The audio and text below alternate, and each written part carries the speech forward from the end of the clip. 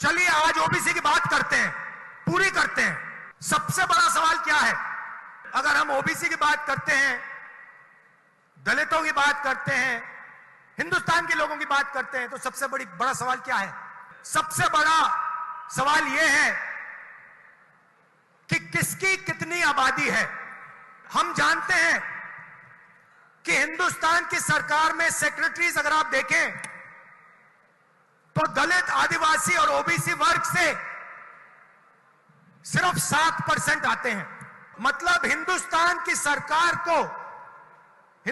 सरकार की रीढ़ की हड्डी जो है secretaries of government of India, उसमें से सिर्फ 7% दलित, आदिवासी और ओबीसी वर्ग से आते हैं।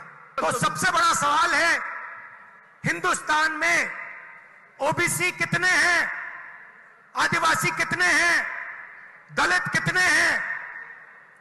तो अगर हम धन बांटने की बात करें, अगर हम सत्ता बांटने की बात करें, तो पहला कदम यह होना चाहिए कि भैया किसकी कितनी आबादी है। यूपीए ने, कांग्रेस पार्टी ने 2011 में कास्ट बेस्ड सेंसस किया। पूरे देश की जातियों का डेटा उस सेंसस में है। मोदी जी, आप ओबीसी की बात करते हैं, उस डेटा को आप पब्लिक कर दीजिए, पता लग जाए देश में कितने ओबीसी हैं, कितने दलित हैं, कितने आदिवासी हैं।